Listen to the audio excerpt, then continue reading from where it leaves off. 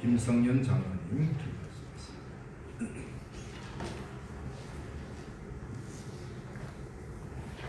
너희는 눈을 높이 들어 누가 이 모든 것을 창조하였나 보라고 하신 하나님 아버지, 모든 만물을 창조하시고 만물을 다스리라는 명령을 우리들에게 주신 말씀을 기억합니다. 시간의 흐름을 이어지는 하나님의 섭리와 사랑으로 인하여 은혜 가운데 지나온 시간들을 되돌아보면서 주님 안에서 이 한 해도 마무리할 수 있도록 인도해 주심에 감사를 드립니다. 지난 시간들을 해고해보면 하나님께서 돌아오러 가신 그 말씀에 따라 주님께 나와 예배드리면 찬양으로 영광을 올린다고 했으나 육신의 힘으로 행하였던 우리 모두 하나님께 회개합니다. 주님의 보혈로 씻어주시어 성길의 영이신 성령의 보호하심으로 인도하여 주옵소서. 진리의 주님, 이 한 해를 생각해 볼 때 국가적으로 많은 환난과 어려움이 있었습니다. 우리의 형제자매들은 삶의 어려움 속에 세상 속에서 흔들리며 믿음을 굳건히 세우지 못했던 많은 시간들이 있었음을 고백합니다. 그러나 우리들이 된 것은 하나님의 은혜였고 우리들의 삶은 모두 주님의 은혜로 이어졌음 또한 고백합니다. 성령 하나님, 이웃을 내 몸같이 사랑하라고 하신 주님의 말씀을 입과 머리로는 늘 알면서도 행위로는 실천하지 못했던 한 해였습니다. 말씀을 영과 가슴으로 깨달아 실천하는 산 믿음을 허락하여 주시옵소서. 생명과 진리 되신 주님, 강과 비는 새에는 주님께서 우리들에게 베푸신 보혈의 은혜를 잊지 않게 하시고 주님의 자녀들로서의 모습을 드러내는 한 해가 되게 하여 주시옵소서. 그리하여 하나님이 원하시는 진리의 터 위에 살아가는 저희들이 되게 하여 주시옵소서. 주께서 원하시는 일들을 분별하게 하여 주시옵소서. 사랑의 하나님 아버지, 이곳에 주님의 몸된 교회를 세우시고 가꾸어 주신 우리 교회를 기억하사 주님의 뜻대로 한마음 한뜻이 되어 교제하며 떡을 나누는 아름다운 공동체가 될 수 있도록 인도하여 주시옵소서. 각 기간마다 성령님께서 주관하시어 계획하고 진행하는 주님의 일이 하나님께만 영광만 나타나도록 하시옵소서. 금년 한 해 동안 우둔한 주님의 백성들에게 말씀의 꼴을 먹여주신 목사님께 오늘도 말씀을 증거하실 때 성령의 두루마리를 입히사 사탄이 물러가고 육신의 고통을 받는 형제자매들에게는 치유의 역사가, 우리 모두에게는 가난한 심령이 되고 고통받는 심령에게는 주님의 말씀으로 자유함을 받는 말씀의 역사가 되게 하여 주시옵소서. 오늘도 아침 일찍 나와 어린 생명을 가르치는 우리 교사 선생님, 안내 꽃꽂이 철학봉사 보이지 않는 곳에서 헌신한 손길들 주님 기억하여 주시고 코로나로 인하여 매주일마다 영감 있는 찬양을 드리지 못한 우리 성가대회에도 주의 은총을 부어 주옵소서. 주님의 사랑이 온 땅에 충만하시기를 원하오며 이 한 해를 보내는 아쉬움 속에 다가오는 새해는 더욱 믿음을 굳건히 세워 성령님의 인도함 따라 다시 오실 주님을 기다리며 예수 그리스도의 이름으로 기도드립니다. 아멘.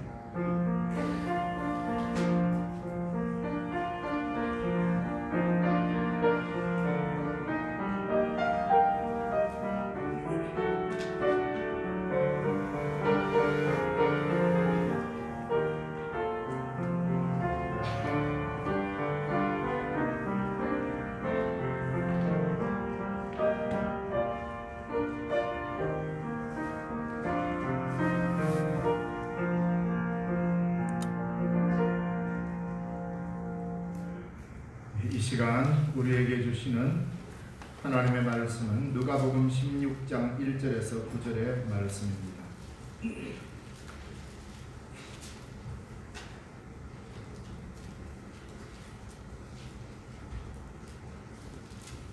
누가복음 16장 1절에서 9절, 신약성경 122쪽입니다.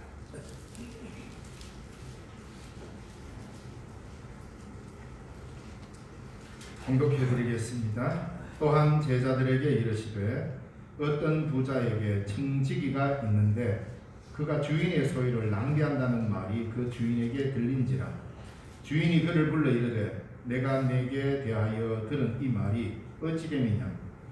내가 보던 일을 세마라. 청지기 직무를 계속하지 못하리라 하니 청지기가 속으로 이르되 주인이 내 직분을 빼앗으니 내가 무엇을 할까. 땅을 파자니 힘이 없고 빌어먹자니 부끄럽구나. 내가 할 일을 알았도다. 이렇게 하면 직분을 빼앗긴 후에 사람들이 나를 자기 집으로 영접하리라 하고 주인에게 빚진 자를 일일이 불러다가 먼저 온 자에게 이르되 내가 내 주인에게 얼마나 빚졌느냐. 말하되 기름 100마리니이다. 이르되 여기 내 정서를 가지고 빨리 앉아 50이라 쓰라 하고 또 다른 이에게 이르되 너는 얼마나 빚졌느냐. 이르되 밀 100석이니이다. 이르되 여기 내 정서를 가지고 80이라 쓰라 하였는지라. 주인이 이 옳지 않는 청지기가 일을 지혜 있게 하였으므로 칭찬하였으니 이 세대의 아들들이 자기 세대에 있어서는 빛의 아들들보다 더 지혜로움이니라. 내가 너희에게 말하노니 불의의 재물로 친구를 사귀라. 그리하면 그 재물이 없어질 때에 그들이 너희를 영주할 처소로 영접하리라. 아멘. 예. 우리 성탄절 날 원래 발표를 해야 하는데 오늘 성탄절 후 첫째 주일이면서 주일이라서 우리 찬양대에서 연습도 할 수 없고 같이 할 수 없어서 각자 집에서 영상으로 한 것을 이렇게 맞춰서 했습니다. 훨씬 어려운 그런 장이었는데 우리 성가대 찬양을 하는 게 모르겠습니다.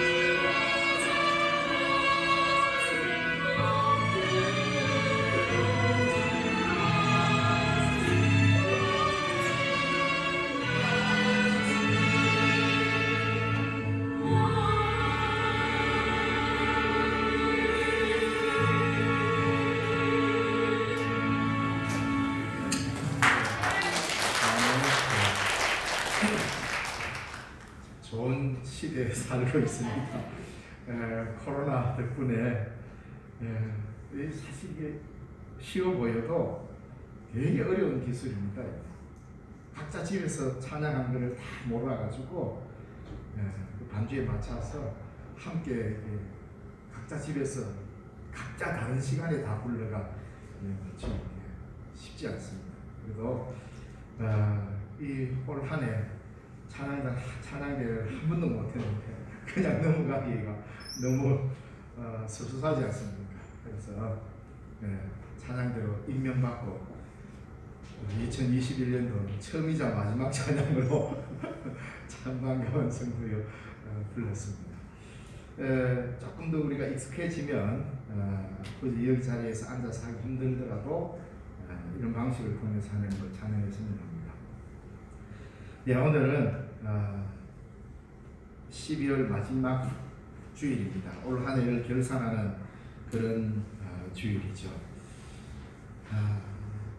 1월 첫 주 시작하면서 가장 먼저 생각했던 것이 올해가 끝나면서 코로나도 끝나겠나 하는 이 기대를 사실은 가졌습니다. 왜냐하면 2020년도에도 코로나 때문에 예배를 거의 못 드렸고 2021년도 들어오면서 몇 번의 예배를 쉬기는 했지만 그래도 대면 예배를 우리가 방역 수칙을 준수하면서 하고 여기까지 왔습니다. 그러면서 덜컥 마음 한켠에 자리 잡는 게 이제는 일상이라는 것이 바뀌는 게 아닐까. 이렇게 살아가는 게 이게 이제 우리 일상이고 옛날에 살아왔던 그 일상은 이제는 기적 같은 삶으로 우리에게 그냥 추억 속에 혹시 남아버리는 삶이 아닐까라는 이런 두려움이 슬쩍 스쳐가곤 했습니다. 그동안 우리에게 주어졌던 일상, 마스크 없이도 살아갈 수 있었던 그 일상 속에서 우리는 정말 감사하고 행복해하고 이 일상이 하나님의 은혜였구나라는 것을 얼마나 가슴 깊이 새기며 살아갔는가 돌아보니 주어진 그 일상이 마치 당연한 듯 그게 은혜가 아니고 우리가 당연히 그렇게 누려야 되는 것은 이렇게 여기며 살아왔던 게 아닌가 그런 생각을 해봅니다. 그래서 참 하나님 앞에 감사를 드려야 될 삶을 우리는 감사하지 못하고 하나님이 범사에 감사하라라는 그 말씀이 무슨 의미인지를 우리가 범사가 흔들리고 나니까 알게 되는. 그래서 사람은 그걸 아는 것을 지혜라 그러는데 이런 걸 보면 매우 똑똑한 것 같지만 삶을 그렇게 지혜롭게 살아가는 건 아닌 것 같다라는 생각을 합니다. 자, 이미 우리에게는 코로나라고 하는 것이 우리의 삶에 깊숙이 들어와 버렸고 우리도 여기에 어느 정도 익숙해져서 이제는 함께 가는 삶이 되었습니다. 어떻게 보면 기독교의 위기고 우리가 살아가는 사회가 위기에 처해 있다 해도 과언이 아닐 것입니다. 위기의 상황에서 위기를 느끼지 못하면 어떤 상황이 벌어졌을 때에 대처할 수 없게 됩니다. 우리가 살아가는 삶이 언제나 한결같은 것 같지만 갑자기 어떤 일들이 닥치면서 우리의 삶을 송두리째 바꿔버리는 이런 일들이 앞으로 종종 있을 것 같다는 생각도 합니다. 더더욱 우리는 믿음의 사람으로서 무엇을 생각하고 살아야 되는가? 코로나가 이렇게 갑작스럽게 우리의 삶을 바꾸면서 급박하게 우리에게 들어와 버렸는데 하나님의 나라도 갑자기 우리에게 도래한다고 그랬습니다. 도적같이 온다고 그랬습니다. 불현듯 하나님의 나라가 우리에게 임한다고 그랬습니다. 아무도 그 날과 그 시를 알 수 없다고 그랬습니다. 그러니까 이러한 일들을 우리가 경험하면서 우리는 뭘 생각해야 되는가는 겁니다. 어떻게 하면 빨리 마스크를 벗을까? 좋은 생각입니다. 서로를 염려하면서 살아가야 되는 삶은 맞습니다. 그런데 우리는 갑자기 이 일을 당하고 한때는 마스크가 없어서 살려고 줄도 서고 난리를 냈습니다. 시대가 어려우다 보니까 온갖 거짓 뉴스들이 난무하면서 우리들의 생각들을 흔들어 놓았습니다. 이런 일들이 한두 건이 아니었지 않습니까? 근데 예수님께서 우리에게 말씀하셨습니다. 인자가 임할 때, 하나님의 나라가 다가올 때 세상에서 여기저기서 난리와 난리의 소문을 들을 것이라고 했습니다. 여기저기서 우리가 감당하기 어려운 갑작스러운 일들이 막 터질 것이라 미리 이야기했습니다. 그런데 그 중에 가장 강조한 게 뭐냐? 사랑이 식어질 것이다. 인간이 갖고 있는 이 사랑의 감정, 사랑이 식어져서 자식이 죽는데 부모가 자식을 죽이는데 내어주고, 부모가 죽는데 자식이 부모를 내어주고, 형제가 미워하고 내어주고, 그 말은 뭡니까? 지 혼자만 살라고 자기 중심적으로 굳어지면서 인류 보편적 가장 아름다운 가치인 사랑이 식어질 것이다 라고 말씀하셨습니다. 그러면서 바로 그런 일들이 우리에게 일어날 때에 이것이 위기의 시대구나 라는 걸 알아라는 겁니다.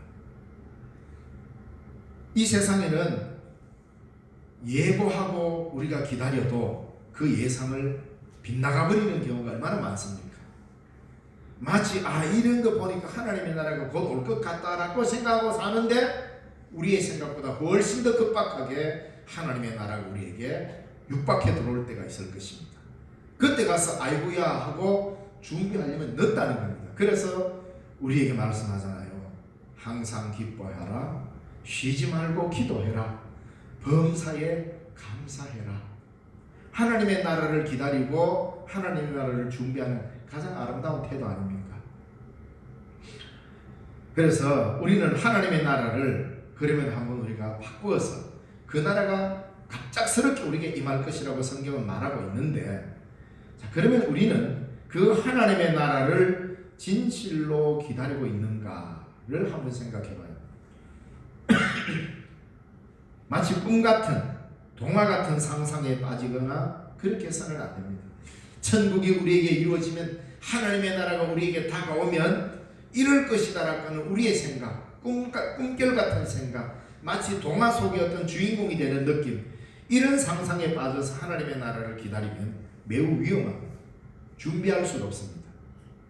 하나님의 나라가 예수 그리스도와 함께 이 땅에 임하면 세상의 모든 것들을 바꾸어 버리는 겁니다.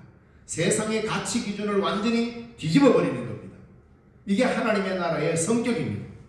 그래서 하나님의 나라가 우리에게 임할 때는 위기의 날로 우리에게 다가올 것입니다. 자, 그런데 문제는 이 날이 언제 올지 모른다는 겁니다. 시기를 알 수 없습니다. 그래서 하나님의 나라의 특징은 이 땅에 와서 우리가 상상하는 것 그대로 이루어지는 것이 아니라 우리의 상상을 뛰어넘어서 하나님의 전적인 주권과 통치로 우리의 생각을 완전히 뒤집을 것이다. 그 다음에 그 나라가 언제 올지 아무도 모른다는 시간의 장기입니다. 그래서 언제 올지 모른다는 위기의 메시지가 성경의 가르침임에도 불구하고 어떻게 보면 우리는 마냥 세워라 하고 그냥 가는 게 아닌가 이런 생각을 해봅니다. 이것이 정말 하나님의 나라를 기다리는 삶의 모습인가? 세상의 즐거움에 빠지는 것만큼이나 세상의 근심거리에 빠져서 하나님의 나라의 신비를 알려고도 하지 않고 기다리지도 않고, 그래서 신앙의 거룩한 약속은 잊은 지 오래고 예수님이야 오든 말든 지금 내 코가 석잔데 어쩌란 말인가 이러면서 우리가 그래도 교회를 다닌다면 너는 그리스도인으로서 역동성을 다 잃어버리는 거죠. 어떻게 보면 이게 우리 현실이 아닌가. 저를 바라보는 하나의 시각이기도 합니다. 정말 우리가 하나님의 나라를 기다리는가? 내 삶의 가장 우선이 하나님의 나라가 맞는가? 우리가 신앙생활을 한다는 것은 내가 하나의 기독교인이라고 하는 하나의 종교인이 되는 게 아니라 그리스도께서 우리에게 말씀해 주신 그의 나라의 임박성을 가슴에 새기고 하나님의 나라를 기다리며 사는 것이 그리스도인입니다. 그냥 시간 가는 대로 되는 대로 흘러가면서 언젠가 오겠지 이러면서 기다리는 것은 신앙적 삶이 아니라는 거죠. 자, 그러면 지금 우리가 보이는 것, 우리에게 보이는 이런 모든 것들은 사실 진짜가 아니고 예수 그리스도와 함께 다가올 하나님의 나라가 진짜라고 하는 것이 믿음 아닙니까? 지금 우리가 잡으면 제일 좋을 것 같은 거 권력이나 부나 명예나 이런 걸 잡으면 좋겠죠. 그러나 이것이 하나님 앞에서는 다 허상이더라 이거 아닙니까? 그 진짜가 뭐냐? 바로 하나님의 나라의 내용이 우리가 부여잡을 진짜 내용이다. 이것이 진리다. 이것이 맞다라고 믿고 살아가는 사람이 그리스도인이다 이 말입니다. 예수 믿는 사람은 이 세상의 권력과 명예와 부가 진짜다라고 생각하지 않고 그건 다 가짜야. 그건 하나님의 나라 앞에서 다 깨어진 것들이야 하면서 하나님의 나라 가치를 부여잡는 것이 주의 백성들 아닙니까? 이걸 붙잡으려고 사는 사람들이 그리스도인이고 이걸 붙잡으면서 가는 사람이 하나님의 나라의 길을 향하여 가는 것 아니겠습니까? 그러나 지금 우리에게 주어진 세상에서의 삶을 무시하고 그런 게 다 필요 없으니까 그냥 굶으며 살자 이렇게 하는 말이 아닙니다. 이 세상에서 저와 여러분은 온 힘을 기울이면서 살아야 합니다. 마치 이것보다 천국의 삶을 더욱 실감나게 살아야 되는 것처럼 있는 힘을 다해서 우리에게 주어진 일들을 감당해야 합니다. 여러분이 직장 생활을 한다면 직장에서, 농사를 짓는다면 농사로서 내가 감당해야 될 부분에 있는 힘을 다해 최선을 다해 일을 감당해야 합니다. 그러나 그것이 다른 사람에게는 저 사람은 일밖에 모르네 이것이 아니라 내게 주어진 그 일을 열심히 더욱 실감나게 하면서 근데 왜 그렇게 열심히 일하는데? 이렇게 물을 때 하나님의 나라가 곧 다가오기 때문이야. 이렇게 이야기하는 겁니다. 하나님의 나라가 곧 다가오니까 세상 일을 다 그만두고 그저 골방에 들어가서 열심히 기도만 하면서 그 나라를 기다리는 말이 아닙니다.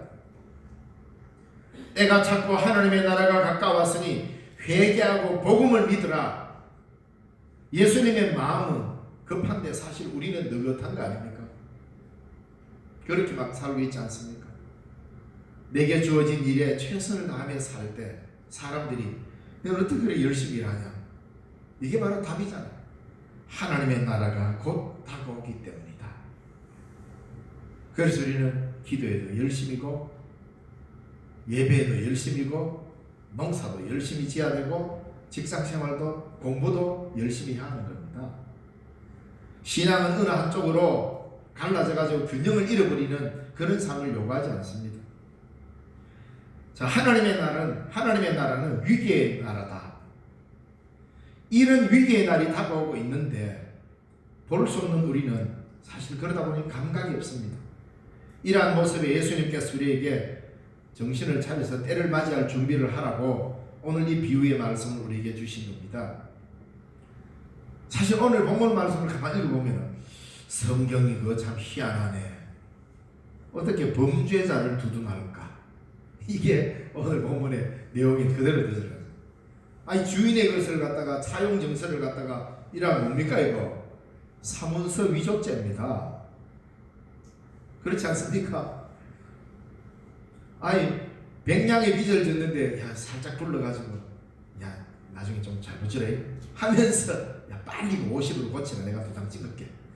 마침 이 청지기가 열쇠와 도장을 가지고 있었는가 봅니다.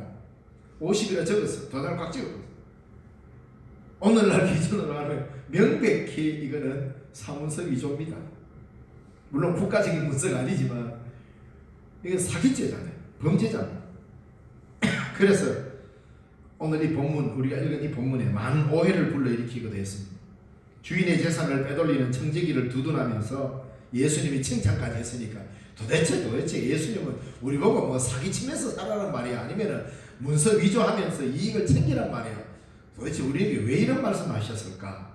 그리고는 이 청지기를 향하여 지혜 있는 사람이다라고까지 칭찬했습니다. 그러면 우리 이제 왜 살아야 됩니까? 머리를 핑핑 굴려가지고 내가 이익이 될 만한 때 일이 있으면 가서 문서 위조나 해서 이익을 챙기면서 살아야 할까요? 그렇게 보면 이 본문 말씀은 정말로 큰 오해를 불러일으킵니다. 그래서 이 본문에는 깊은 예수님께서 가르치시고자 하는 큰 의미가 거기에 들어있습니다. 왜? 성경은 도덕책이 아닙니다. 우리에게 도덕적 기준과 도덕적 삶을 가르치는 그런 책이 아닙니다. 무슨 명심보감 같은 이런 책이 아니란 말이에요. 성경은 또 예수님의 위인전도 아닙니다. 여기서 우리에게 예수님께서 말씀하시고자 하는 내용이 뭘까? 이걸 알아차려야죠. 아마도 누가복음을 새벽 예배 때에 제가 쭉 강의를 했기 때문에 이 본문을 이야기할 때 거의 비슷한 말씀을 제가 드린 기억이 납니다. 그래서 지난번에 새벽 예배 때 언제 뭔가 들은 것 같다라는 아마 이런 생각도 들 수 있을 것입니다. 약간은 반복될 수도 있지만은 잘 들으시기 바랍니다. 왜? 이 말씀은 우리에게 엄청난 방향 전환을 요구하고 있기 때문입니다. 예수님께서 이 이야기를 왜 했을까? 바로 이 이야기를 듣고 있는 청중들에게 화를 돋구는 것이 목적입니다. 말씀을 듣는 사람 마음이 편안해야 되고 기분이 좋아야 되는데 그런 게 아닙니다. 예수님은 때때로는 말씀을 전하실 때에 듣는 자들이 성질을 팍 내도록 화를 내게끔 하실 때가 종종 있습니다. 그래서 오늘 이 본문의 말씀은 청중들의 화를 돋우는 게 목적입니다. 이상하지 않습니까? 그러나 예수님께서는 도덕적 모범을 이야기하는 게 아닙니다. 야, 너희들 봤지? 이 청지기처럼 사기치면 안 된다. 이런 말은 한마디도 하지 않았습니다. 우리에게 생명을 걸 수 있는 일을 하도록 만들기 위해서 오히려 화를 돋구는 말씀을 했습니다. 그러니까 이 비유를 들으면 분노할 수밖에 없는 구체적인 경우를 다루려고 합니다. 지금 우리가 가만히 읽어봐도 만약에 예수님이 직접 이 말을 하고 있는데 우리가 이걸 듣고 있다. 오늘 이 본문의 말씀을 읽어보면 뭐야 이거 도대체? 예수님 뭐라고 하시는 거야? 사기를 치라는 말이야. 범죄를 옹호하는 거야. 우리가 생각하고 있는 도덕적인 이런 일들을 실천하지 말라는 건가? 이렇게 생각할 수 있다는 겁니다. 바로 이 마음을 발동시키는 겁니다. 예수님께 물으라는 겁니다. 도대체 예수님 무슨 말씀을 그런 식으로 하십니까? 이게 우리의 기준 아닙니까? 지금 우리가 사는 세상이 어떤 세상인데 사기치란 말씀이에요? 죄를 지으란 말씀이에요? 도대체 예수님 정신 있는 겁니까? 없는 겁니까? 따지란 말입니다. 예수님께 따지고 물으란 말입니다. 화를 돋구는 겁니다. 그래서 성경은 단순히 예수님의 위인집이나 도덕적 기준을 제시해주는 그런 책이 아닙니다. 하나님 말씀 앞에 섰을 때에 오늘 우리가 생각하고 있는 도덕적 관념과 기준들이 이 말씀 앞에 깨어지면서 도대체 우리는 어떤 위기를 맞이하며 살아야 하는가를 가르쳐주는 겁니다.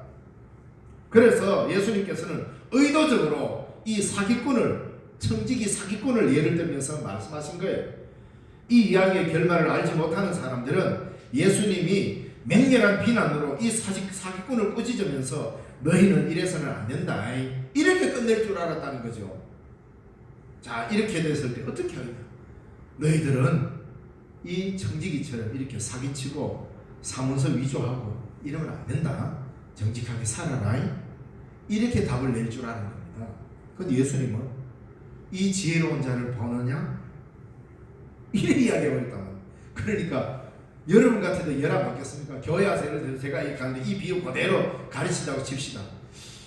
갑자기 우리 목사님 왜 저러지? 이상한데?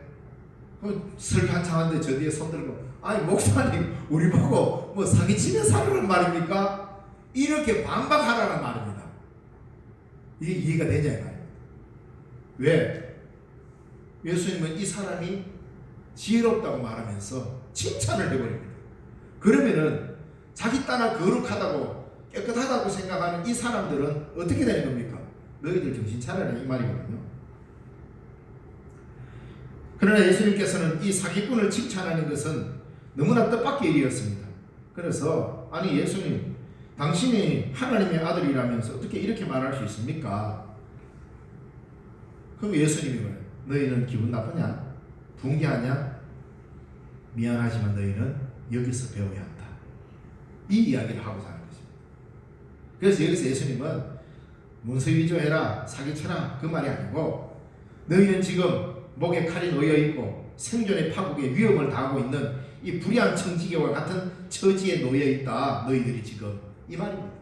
예수님 앞에 있는 청중들을 향하여 바로 이 사기치는 이 청지기가 당하고 있는 위협과 어려움, 위기가 지금 너희들의 위기다. 정신 차려라. 이 이야기를 하고자 하는 겁니다. 그러므로 너희는 너희를 위협하는, 아니 너희가 이미 그 한가운데 들어가 있는 이 위기는 비길 데 없이 두려운 것이다. 그렇기 때문에 이 사람처럼 지혜롭게 행동해라 이 말이거든요.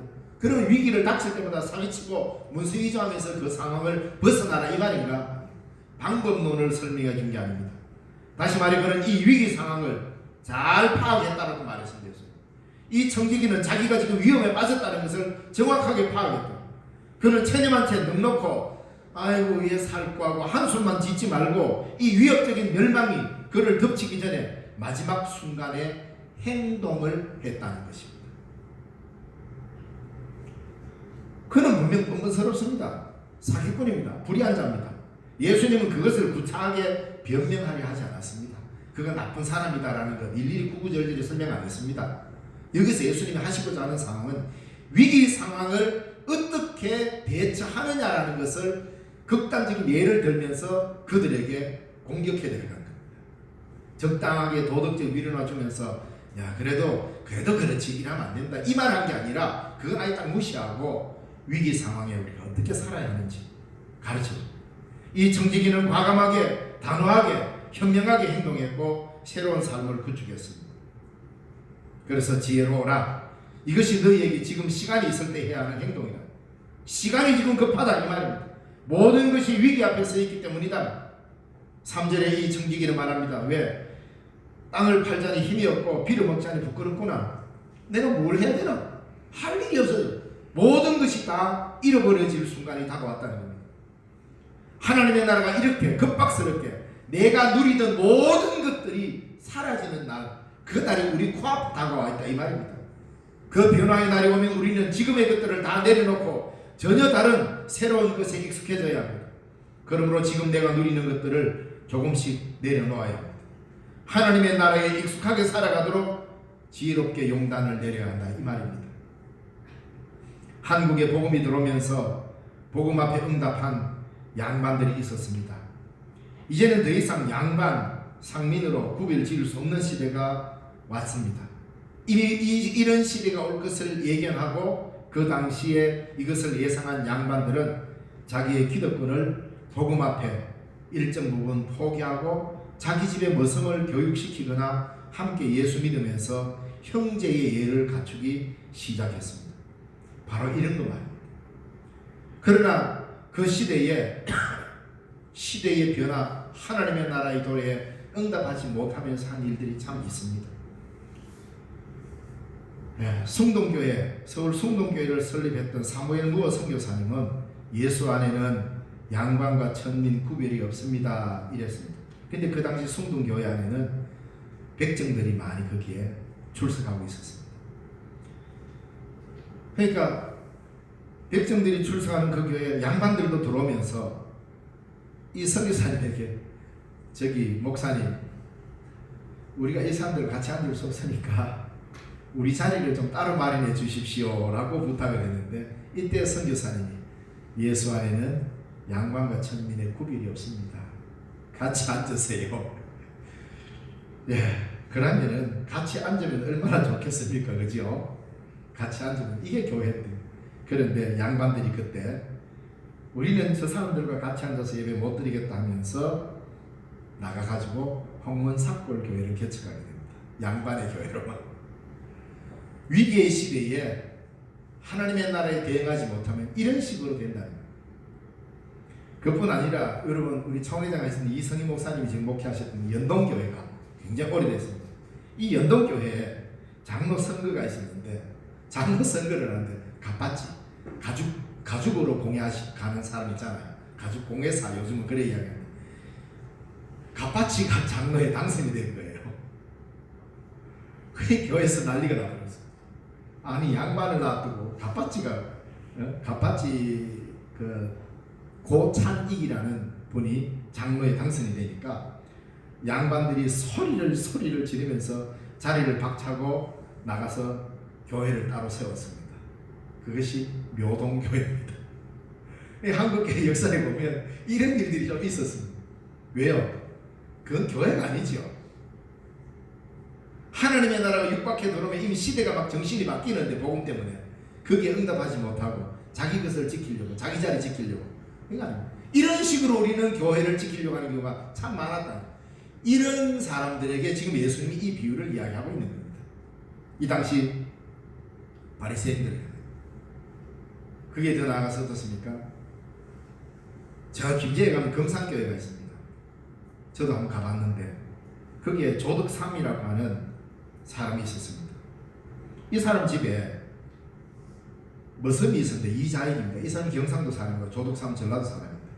조덕삼은 41살이었고 이자익은 26살인데 그 집에 머슴이었어요. 열심히 신앙생활하면서 장로 투표를 했어요. 그런데 조덕삼은 마을 사람들에게 많은 영향을 끼치고 선한 일을 많이 했습니다. 근데 조덕삼이가 떨어지고 그 집에 머슴이 이자익이가 26살에 장로가 돼버린 거예요. 이제 교회에서 사람들이 가서 보면 야, 이 큰일 났다. 이제 조덕삼이 우리 교회 떠나면 우리 교회 재정도 흔들리고 이게 큰일 났다. 막 그러는 판에 조덕삼 이분이 앞에 나가서 여러분들이 정말로 현명한 판단을 하셨고 정말로 복음적으로 판단해서 참 멋진 사람을 찍었다. 자기 집 종을 장로 됐는데 그 집 주인이 지주가 앞에 나가서 여러분의 눈이 정확하고 내가 봐도 우리 집의 머슴이 내보다 훨씬 신앙이 깊습니다. 그 칭찬. 그 금산교회 지금 4대째 조덕삼 이 장로님의 4대째 손녀 손자가 그 교회 지금도 다니고 있습니다. 그런데 그까지도 더 넘어서서 이 조덕삼 씨는 이자익 장로를 그래 딱 되면 어이씨 내가 떨어져서 일하지 않고 이자익 자기 집에 있는 머슴을 계속 공부를 시킵니다. 평양신학교 보내서 우리나라 목사님으로 그리고 목사가 딱 되니까 금산교회 담임 목사로 청빙을 합니다. 여러분 우리나라 한국의 초대교회 역사를 보면요 정말 가슴 감격스러운 이런 일들이 너무너무 많습니다. 그래서 이자익이 금산교회 담임 목사로 청빙회가 되어왔어요. 그런데 나이도 훨씬 많은 조덕삼 나중에 장로가 됩니다. 그 이자익 자기 집의 머슴을 극진히 담임 목사님으로 모시면서 그렇게 섬겼습니다. 이 한국교회의 얼마나 멋진 장점입니까? 자기보다 먼저 장로 되는데 오히려 축복하고 칭찬합니다. 이게 하나님의 나라를 살아가는 삶의 방식입니다. 부르륵 나가가지고 교회 곁에가 이게 아니라 내 기득권을 챙기는 게 이렇게 교회가 세워져. 이렇게 살아라고 주님이 지금 이 비유를 우리에게 말씀한 거예요. 예수님의 이 비유가 바로 이런 행동을 요구하고 있는 겁니다. 하나님의 나라가 지금 다가오고 있는데 아무런 위기감 없이 행동하지 않으면 불의한 사기꾼을 전면에 내세워서 우리를 책망하실 것입니다. 이 사람보다 더 의로운 게 뭐가 있느냐 이 말입니다.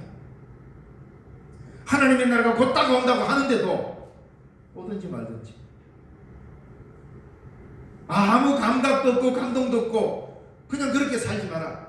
난 지금까지 내대로 잘 살아왔으니까 뭐 이대로 살란다. 그게 옳은 게 아니라는 겁니다. 그걸 깨부수기 위해서 화를 돋우기 위해서 예수님은 전혀 상상할 수 없는 불의한 청지기를 들어서 우리를 깨우치고자 하는 겁니다. 뭡니까? 아무것도 하지 않고 두 손 놓고 될 대로 되라 포기하고 이렇게 사는 삶, 그것이 더 하나님의 나라 앞에 위태로운 삶. 그러니까 오히려 불의한 청지기에 행한 행동을 통하여서 네가 정신 좀 차려라 이 말인 것입니다.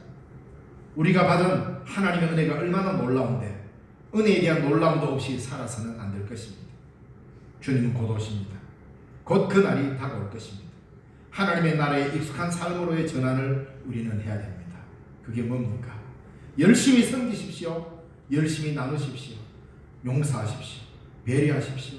사랑함으로 땅을 파는 것만큼 어려울지라도 먼저 손을 내밀어야 합니다. 먼저 사랑하는 것이 빌어먹는 것만큼 창피해도 해야 하는 것입니다. 이게 하나님의 나라를 살아가는 삶의 모습입니다. 이것이야말로 우리가 얻은 가장 큰 축복이라는 사실을 기억하시기 바랍니다. 기도하겠습니다. 하나님 아버지 은혜 감사합니다. 지난 1년간 주의 은혜 가운데 저희들을 세우시고 1년 52주의 긴 시간을 지켜주셔서 감사합니다. 매 시간마다 예배할 수 있도록 은혜를 베푸시고 말씀 허락하셔서 감사합니다. 이제 우리에게 다가올 하나님의 나라를 기다리며 하나님이 원하시고 기뻐하시는 삶이 무엇인지를 찾아가는 믿음의 일꾼들이 되게 하여 주옵소서. 지금까지 우리를 여기까지 인도하신 에베네셀 하나님을 찬양합니다. 앞으로도 함께 하실 주님을 바라보며 그 약속을 굳게 의지하고 살아가는 주의 백성들 되게 하옵소서. 예수님 이름으로 기도드리옵나이다. 아멘.